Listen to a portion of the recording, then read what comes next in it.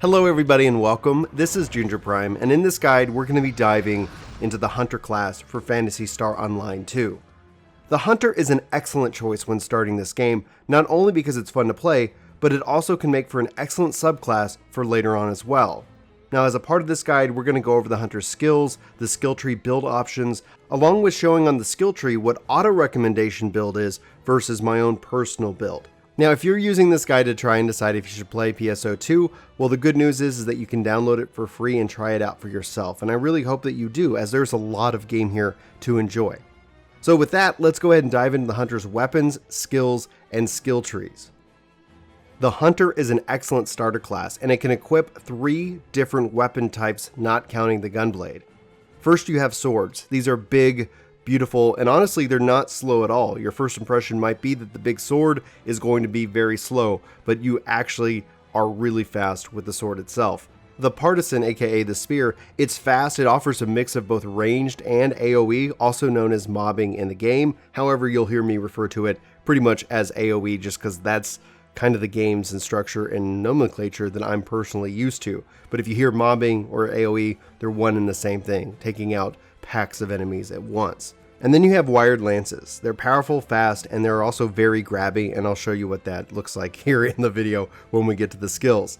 So for equipping weapons, there's 2 ways to do it. You can go under your main menu and then go to customize. Here you can say equip weapons. If you want to auto equip, that's fine when getting started. However, you'll see here pretty much a range using the tabs and the LB and the RB to kind of filter through them. You'll see all the different weapons and what's available, and kind of will try to light up a slot if it has, if it can be equipped. You can see it's golden outline there on the left-hand side for weapons, and then if it's a weapon that you cannot equip, like a gun, you're not going to see that lit up from that perspective. Same thing then applies to the skills itself. I find this interaction a little bit cumbersome, and so I like to use the main menu and then go to equip weapons, and here I can kind of select the weapon. I can see what is available for me to equip, and then I can equip it as such. Same thing applies to the different skills as well. Now, as a part of this guide, I am not using this as a recommended layout, but I do want to highlight something real quick, especially the first skill, which is Guilty Break.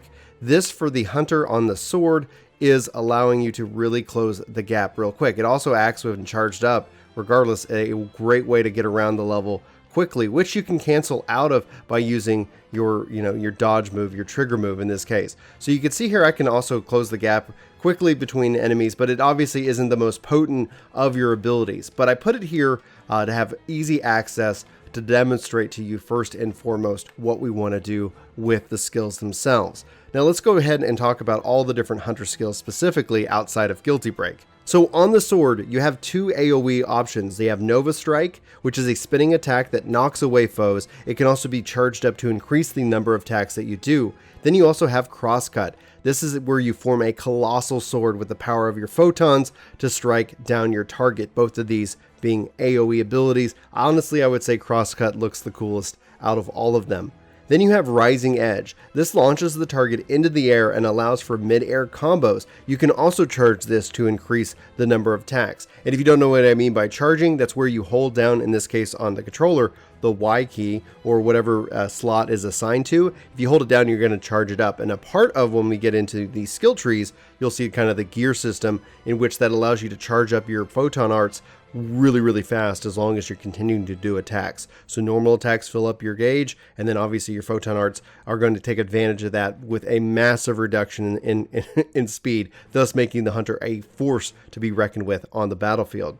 Then you have Blade Bash. This is where you're going to strike your target with the flat or the hilt of your blade, and this is going to stun them. So it's a nice little stun ability, and it's going to leave them defenseless.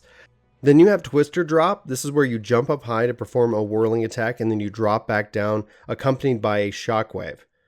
You have Sonic Arrow. This is where you draw your body taut like a bowstring and then fire yourself at a target with a slashing attack. Then you have Ride Slash. This looks really cool, honestly. You hop aboard your sword and you assault your foes. This can also be charged to increase the number of attacks that you perform. And finally, the sword has Merciless Throw. This is where you skewer a target and then you fling them in any chosen direction. For your skills for the partisans, you have Volcaraptor. This fires an explosive lance-like projectile and it can be charged to increase its intensity. It really helps when you're away from the mob in this case. Then you have Sacred Skewer. This is where you hurl the weapon itself into the air, sending a photonic lance piercing down through your target. Then you have Whirlwind Sweep, another AoE or mobbing ability. This is where you swing your weapon around and it damages anything near you. You have Impact Rise. This is where you strike a target with the hilt of your weapon and then you slash them high into the air while they're reeling. Zenith Throw is where you unleash a series of thrusting attacks and then use the tip of the weapon to hurl the enemy in any chosen direction. Rave Drop is where you bamboozle a target with a wily dance-like movements and as you unleash a string of attacks. Then you have Decisive Sweep is where you slash horizontally in a giant conal AoE in front of you, and it also flashes the weapon, and this can be charged up to do extra damage. Banner Snatch, this is where you unleash 2 attacks and then launch a fading dance-like attack as you create distance between you and the target, thus separating yourself a little bit further. And then finally, Sudden Tempest utilizes the length of the weapon to unleash a series of slashing attacks. And finally, in the weapons and skills category, you have Wired Lances. This is very grappler focused. You have a lot of moves that are going to grab the target and do something with them. So it starts with Wired Driver. This is where you're going to grab them and then you're going to smash them hard into the ground. You also have Grapple Kick. This is obviously going to grab the target, and then the retracting wire from the weapon, you're going to end up unleashing a very powerful kick. Heavenly Drop is going to have you grab them and soar into the air with them before slamming them back down into the ground.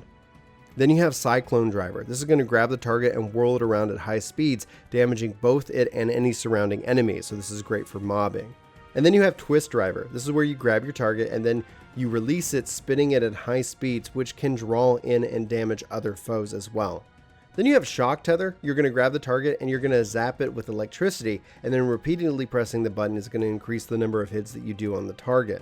Then you have Fulcrum Swing. This is where you hook onto a point in empty space and unleash a back and forth swinging attack. Cerberus Dance is where you're going to tap into the lance's unique properties, being wired in this case, to unleash a fury of furious blows.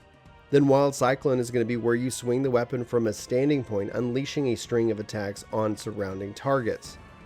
And finally, you have Spin Dance. This is where you deftly avoid enemy attacks while unleashing attacks of your own. Pressing in a direction will alter your trajectory of this move.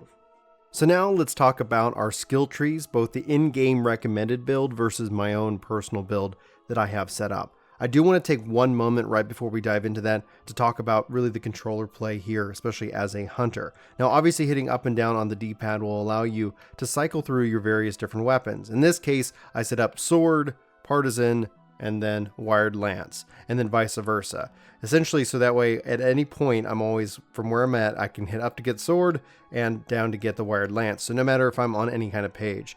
This allows me, from a guide making perspective, to show you all the different skills. When I'm playing this game, I end up having pretty much 2 or 3 different pages that I cycle myself through, but you can really feel free to make it your own, and I didn't want to end up cycling to get it to another skill. It could be a little bit confusing, but just pay attention to that with up and down. Now, if you're in this menu, hitting left and right will allow you to then go into your various different hotbar settings. You see that down here at the bottom, and you can see in the bottom right hand corner of the hotbar which hotbar I'm on. So if you're struggling with trying to be able to cycle through different hotbars or different weapons, that's up just to get into the mode, and left and right to get into this mode, in which then you would then use up and down, and you can still hit left and right to kind of cycle between the 2 different bars. Hopefully that helps if you're on controller and playing PSO2.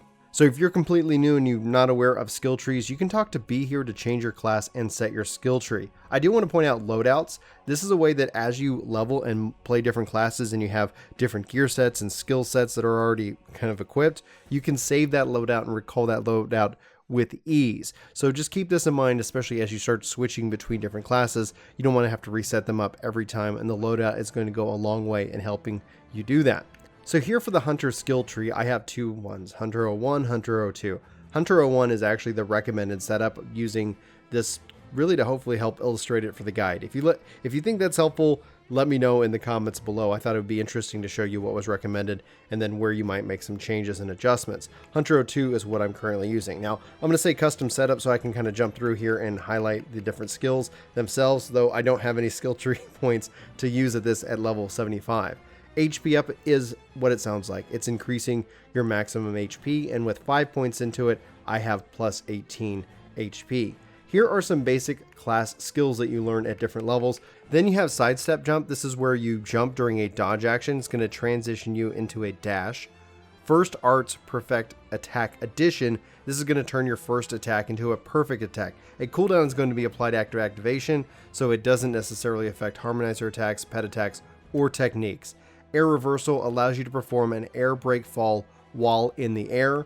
Then you have Perf Recovery and Attack Combo. This is going to make your perfect attack timing apply after a perfect recovery.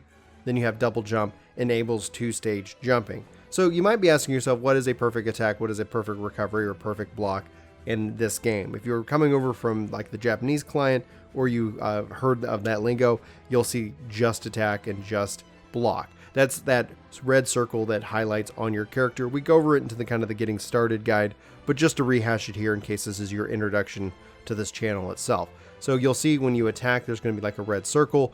If you do that and you hit it and it's a timing game, that's going to institute a just attack or a perfect attack. Then on a recovery is a perfect block. Typically the Hunter RB by default is that blocking ability. While there is no quote-unquote set tank in here, you can actually technically build out a tank here in this game. So anyway, those are the kind of the default setups here. You also have Sidestep Perfect Attack Combo. This makes perfect attack timing apply during a sidestep. Then you see Sidestep, and then you have Sidestep Plus, in which that the game felt like I wanted to have 3 points in there, and this extends the duration of invulnerability during a sidestep, aka your dodge, and so you can increase the overall effect of that dodge going from there.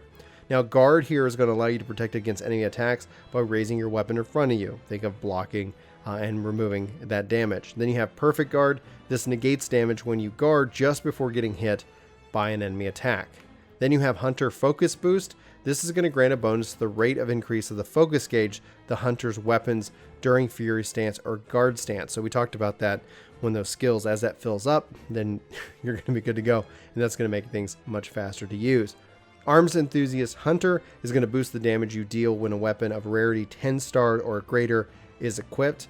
In this case, they no points in melee power up, but just so you know, it boosts your melee power, and it has different tiers as well, up to 3 tiers for melee power.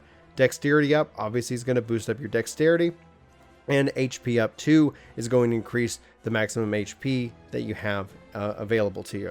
Now you'll see these locks with these different points, this one being locked and this one is unlocked. That means that when you follow the tree itself, as you put points in here, it's going to unlock different tree items. So why would you put points if you don't want those HP ups? Well, it's going to be what actually unlocks the other tiers of the tree itself, allowing you to do that. So you'll sometimes have to follow these chains, and you'll have to put points into them as well. Let's continue back up here at the top, where we're going to go ahead and follow through with some of these other things. So melee power, HP up, those should all be fairly understandable in this case. And the game does not automatically put points into those for you.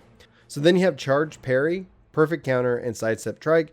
Charge Parry is going to allow you to perform a perfect guard when initiating a charged photon arts with the hunter's weapon, basically blocking while you're charging for an attack. Perfect Counter is going to attacks performed immediately after successful perfect guard become perfect attacks. So just this is timing. This is something that you'll probably want to work on as a hunter itself in terms of getting that timing right. And then you have Sidestep Strike, allows you to attack while performing a sidestep, aka kind of that dodge, where you're going to dodge and do that kick for a little bit extra damage. So then we've got a little bit more of these options here. So you've got Perfect Guard PP gain. So you're going to recover PP when you successfully do a perfect guard with a hunter weapon. Healing Guard recovers HP for you and others in the vicinity when you perform a successful perfect guard, and Perfect Recovery allows you to quickly jump up after being knocked back to the ground. So then over here on the left hand side, as we continue down the tree, Melee Defense up. Game doesn't feel like you need any points into it. This is going to boost your melee damage. And then as we move down, Sword Focus, that only requires 1 point, alters the attack range, hit count, and charge speed of or by photon. So then you have Sword Focus, which requires just 1 point. It alters your attack range, hit counter, and charge speed by photon art types when you charge up your focus gauge. Wired Lance Focus is going to consume 1 second of your focus gauge to increase your potency when using and holding photon arts. Your Partisan Focus is going to consume 1 segment of your focus gauge to expand your attack range, and increase your potency when using photon arts. And then you have all guard here, allows you to guard to be performed in all directions with the hunter weapons only. This skill can only be used obviously as a main class skill, and what that means is that as you subclass different skills, you're going to have access to their trees, but not all of the abilities are going to carry forward obviously as a part of that. And then in the case like this is only available if is as a part of your main class and not a sub. Okay, so if you think about it, if you think about sword, wired, and partisan focuses here, if you don't like the wired or the partisan or the sword or whatever, you can save yourself some points and put them in elsewhere if needed. Obviously, you just need to have a little points here to go unlock those, and I would highly recommend making sure you have those available to you as well. Perfect attack bonus 1, you can see 10 points in here for a melee potency of 110%, grants a damage bonus to non-technique perfect attacks. Obviously you want to be working on your perfect attack to make this the most viable and valuable thing for you. Fury Stance, 10 points into it, passive stance skill that boosts the melee and ranged attack damage you deal to enemies while also increasing your melee damage that you take. Then you have Perfect Attack Bonus 2. In this case, it's put 4 points into it, grants the damage bonus to non-technique perfect attacks. As we go down the list here, Critical Fury, they did not put any points into Critical Fury, but basically it boosts your critical hit rate while using Fury Stance. Perfect Fury Bonus grants a damage bonus every time you perform a successful perfect attack while Fury Stance is active. The maximum damage bonus is 10%. So you can see potency is 10% for this. Then you have 2 more, Fury Stance up 1 and Fury Stance up 2. This is going to boost the melee and range attack damage that you deal to enemies while using your Fury Stance, which is your default stance. You have to go into your guard stance if you want to do that by default. And then 2 is going to obviously continue that boost the melee and range damage that you deal to enemies while using Fury Stance. All right, back up here. We covered Fury Stance. Here's Guard Stance, Warcry, and Iron Will. So Guard Stance is going to activate and your stance skill that's going to reduce the melee and range damage that you deal while also reducing the level of melee damage that you take. It renders Fury Stance ineffective. So you're going to be in Guard Stance. This is your tank stance if you wanted to play a tank as a hunter, and you could put multiple points into it. In this case, I have put, or the game has put, 3 points. You have Warcry. This is going to draw the enemy's attention to you, thus that tanking mindset, that provoke, that hey, hit me please. And then you have Iron Will. This is going to add the chance of retaining 1 HP when you suffer damage that would otherwise have basically knocked you out or killed you, and it renders you invincible for a short time while active. The more points you put into it, the better in this case the activation rate and the effect duration. In this case, our activation rate with 1 point is 30%, and the effect duration is 1 second. So then we talked about Guard Stance. So then essentially you have Guard Stance up. This is going to boost melee resistance while Guard Stance is in use. You have War Brave. This is going to recover PP according to the number of enemies targeted and grants a 60-second damage bonus when Warcry is active. The skill can only be used as a main class. You have Stalwart Spirit. This is ups basically melee power for 60 seconds after using Iron Will and extends invulnerability. Raising the skill level boosts melee power and extends invulnerability even more. Then you have Absorption. This is going to restore HP when an enemy dies within a fixed range while Guard Stance is active. You have Automate Half. So this is awesome. I love Automate personally, and maybe it's just lazy me, but I like it when the game just uses them just because you don't have to worry about those animation effects when trying to use a mate. Basically, it's automatically going to use mono, die, or tri. In this case, it's going to use whatever you have available at the lowest availability, and it's going to, when your HP falls below 50%, and at 10 points, that means activation rate, it's 100% going to happen for you. Otherwise, there's a chance that it won't, but it's really nice to have. And then you have Stance or Guard Stance Poison. This is going to heal status elements poison when Guard Stance is in use. Continuing down, Flash Guard is going to decrease melee and range damage. Then you have Active Guard Stance. This is going to grant a damage bonus for a set time when you perform a successful perfect guard while Guard Stance is active. The skill can only be used by a main class. Then we have Guard Stance Burn. This is going to heal status elements when Burn and Guard Stance is in use. Then you have Not Bad. Reduces the duration of status elements affecting you. Always really nice in some games, but that's up to you. Hunter's Physique, in this case, is going to reduce damage and prevent you from being launched in the air or knocked back. Then Flash Tech Guard. This is going to decrease technique damage. Flash Guard 2 is going to decrease melee and range damage. and that's, you know, obviously a sequel to a sequel to Flashcard 1. So that's it for the recommended set. You can still go and see this. You can use this if you want to, but if you want to go above and beyond, you want to kind of build out your own, I'm going to show you what I use, and feel free to adjust it as needed as to what you want. Obviously, if we go in here to custom setup, you'll notice that, again, I'm not building out a tank here. However, if I was, I would pick a couple things. And so this is what I've done. Obviously, HP up 5 because I need that to get down here. Then obviously all the default ones as necessary where those points are you know, in place. Now, I don't use sidestep plus. I didn't use melee power up, dexterity up, or any of those, but I did pick up all of these as well. Now, as I go down, I went ahead and picked sword, wired lances, and partisan focus. I'm playing around with all of these, and I did not pick melee defense up whatsoever, but I do have all guard, namely because it's always nice when you block in all directions. I did have 10 points in perfect attack bonus, 3 points in guard stance, and so you can start to see that there are definitely some similarities to the recommended, but then as we go in further, I ended up only having 6 points and automate half. I did pick Fury Stance, Perfect Attack Bonus all the way 100% to maximum, Perfect Attack Bonus 2, Critical Fury. I didn't have enough points, and so I decided not to do Perfect Fury Bonus, but I did pick Fury Stance up 2 and Fury Stance up 1. And then I have Flash Guard to unlock 3 points because I wanted 100 Physique, so reducing damage and preventing me from being launched up into the air. I do wish that I can, and hopefully with the level cap increase at some point, that I can get that automate all the way up to 100%. And with that, again, just to kind of start it at the top, basically you're going to see everything up on the first page if we divide this in pages as filled in right now, as you can see it on the screen. Thankfully, these don't take any points, while these obviously do. Then if we go down into the second page, pretty much, I've got Perfect Guard, PP gain 1 point, Healing Guard, Recovery, Perfect Recovery, All Guard, Partisan Focuses, and all that. Perfect Attack bonus 1, Guard Stance at 3 points, Fury Stance at 10, Perfect Attack bonus 2, Critical Fury, all maxed out at 5, Flash Guard at 3, Automate at 6, Hunter Physique at 5, Critical Fury at 5, and then down here, both Fury Stance up 1 and 2 at 5 points each, thus consuming all of my skill points and making me question if I need another skill tree or two, just to kind of play around with different things. So those are, you know, the recommended versus my own personal build. That hopefully is a good understanding of what these skills somewhat do. This is a big game.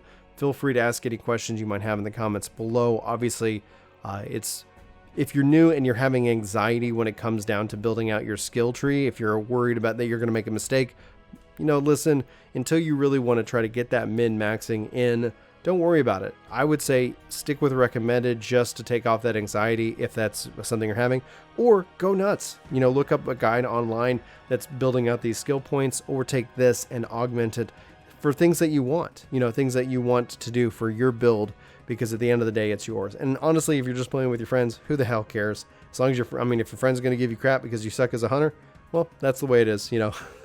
Maybe you'll be able to rag on them a little bit too. Anyway, that's it for this guide. And at this point, I do want to say thank you so much for watching. Please let me know if you have any feedback, anything I missed, anything that you feel like I should cover in future guides when it comes to the introductions of these jobs. This is, you know, the first one of hopefully many, but I want to take that feedback and obviously hopefully make even better guides down the road. So just let me know. Obviously, I love critique. You know, critique is like, here's what you liked, here's what you didn't, here's what you think I could do better. If you hated it, well, all right.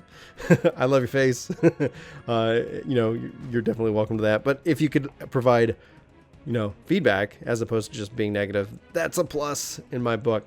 Anyhow, my name is Brian, and this is Ginger Prime Gaming. Thank you so much for watching and taking the time, and hopefully this guide is helpful. If it is, the best way you can help out the channel is share, you know, this video or a video that you like with a friend. That's pretty much it. That's the best way you can help content creators on the internet that you enjoy. Anyway, I'm going to wrap up the video. Thanks so much. I hope you guys have a fantastic day, and I'll talk to you next time. Take care.